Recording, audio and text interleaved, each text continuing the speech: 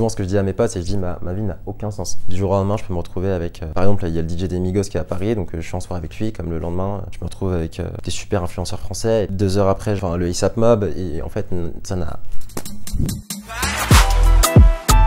Bah salut, moi c'est Amadou Bar, je suis à Paris depuis quelques années et puis j'ai grandi aussi une partie de ma vie à Mayotte et à La Réunion. Là ça fait à peu près 3 ans et demi que je suis rentré, je fais beaucoup de photos, principalement de la photo. Après sur le côté ça m'arrive aussi de faire de la réalisation de musique, de clips, de produire aussi pas mal de campagnes. J'ai aussi monté ma propre structure avec mon propre collectif d'artistes et on essaye tous d'avancer step by step dans une bonne cohésion, une bonne synergie parce qu'on est tous amis et on est tous dans le même milieu donc on essaie de s'entraider par rapport à tout ça.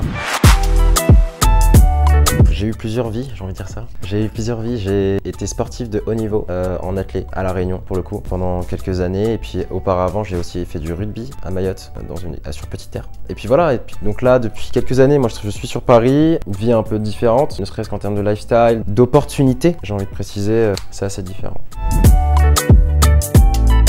Non, du coup, ouais, je vis de ça à 100% parce que, voilà, je me suis juste dit, bah, j'ai aucune envie de me retrouver, enfin, j'ai envie d'être libre, j'ai pas envie d'être restreint. Et puis, je pense que tout le monde, en fait, veut, je pense, saisir les bonnes opportunités au bon moment. Et bah, enchaînement de circonstances ont fait que, bah, aujourd'hui, j'en suis arrivé là et puis je me respecte aussi moi-même. Donc, je pense que j'ai eu des propositions. J'ai été directeur créatif, on m'a proposé du salariat, mais en fait, c'est des choses, en fait, c'est surtout qu'on fait des choses, on fait pas des choses pour nous, on fait des choses pour une institution ou pour quelqu'un d'autre.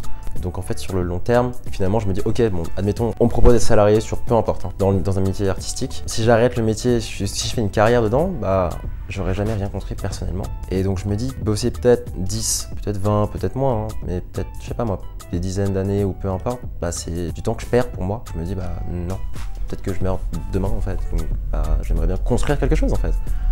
Construire quelque chose qui me représente, construire quelque chose qui me corresponde en fait sur tous les points, quelque chose que j'ai envie de faire en fait tout simplement, avec plaisir et pas par contrainte. Et je pense que pas mal de gens, et surtout les gens dans les milieux artistiques, hein, ceux qui s'en sortent, sont des gens qui réfléchissent un peu comme moi, qui se disent bah non j'ai pas envie de faire ça et je le ferai pas quoi, tout simplement.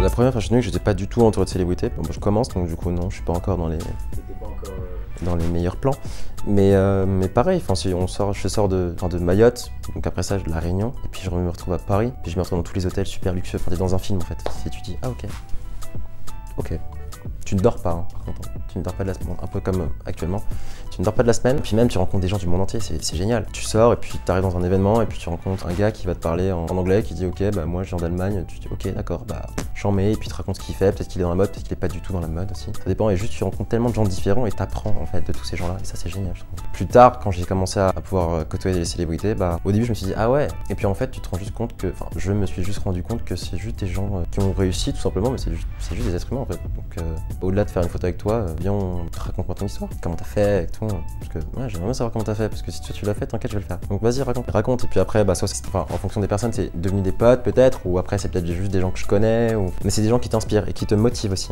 J'ai envie de préciser ça. Je rigole déjà, j'allais dire travail. Pourquoi travail? Parce que en tant que photographe, on commence tous par travailler sur de la photo, en faisant un peu de tout. Juste arriver à un moment où juste tu trouves ta propre patte, ta gamme de couleurs, je sais pas, et ça prend du temps. Moi ça a pris 3, et ça a pris, ça changera, c'est sûr. Mais pour l'instant ça a pris 3 ans. 1 an et demi si je compte pas le Covid. Le Covid m'a aussi beaucoup aidé et je pense aussi prendre du temps pour soi. Je reviens sur le Covid, pourquoi? Parce que bah, du coup je pouvais pas sortir de chez moi. J'étais retourné à La Réunion à ce moment-là et je me suis dit bah à chaque fois que je fais des images pour les montrer aux autres, parce que je fais pas des images pour moi. Donc en fait je suis à La Réunion, je kiffe et tout, mais je fais des photos et je les montre, mais en fait je fais pas forcément les choses pour moi. Donc du coup j'ai juste pas shooté à La Réunion. Je me suis dit bah tu sais quoi, je vais juste kiffer. Et j'ai vraiment apprécié. Fais un truc qui est pertinent, fais un truc qui a du sens, etc. Et là après oui tu veux le montrer. Déjà ça sera bien pour toi et tu le fais pour toi principalement. Et ensuite après tu montres. Si les gens ils aiment pas, on s'en fiche en fait. Ouais. C'est pour toi que tu le fais et ça te correspond. Donc c'est ça que tu vendras aussi même aux clients. Donc je pense c'est juste y croire en soi. Croire en ça. Parce que moi le nombre de personnes qui m'ont dit t'y arriveras pas, aujourd'hui c'est elle qui m'appelle et qui me dit je peux venir. Non. Je pense qu'il faut juste croire en soi et juste savoir ce qu'on veut et jamais se laisser marcher dessus. Ça c'est un truc. Je pense aussi même regarder des documentaires, chose qu'on fait peut-être pas forcément parce que moi j'ai 22 ans et je l'ai pas fait pendant un bon moment. Mais regarder des documentaires sur tout ce qui, même juste des films. Moi par exemple je kiffe les films. Je kiffe par exemple Avengers, ok c'est un peu cheap mais je kiffe le truc genre à l'Avengers etc. Ce qui me dit bah j'aimerais bien bosser dans le cinéma plus tard. Et ce qui me motive aussi à me dire ok bah il y a du FX. Donc ça veut dire que bon moi si je fais de la photo c'est différent mais je peux incorporer de la post-prod. Je peux peut-être aussi faire appel à des maquilleuses de FX pour créer tous les costumes, tu sais, genre Alien, etc. C'est des meufs qui te maquillent, quoi. Donc, du coup, voilà, pourquoi pas réfléchir à faire des shootings comme ça, pas juste faire des shootings de quelqu'un qui marche dans la rue et qui est bien habillé, tu vois.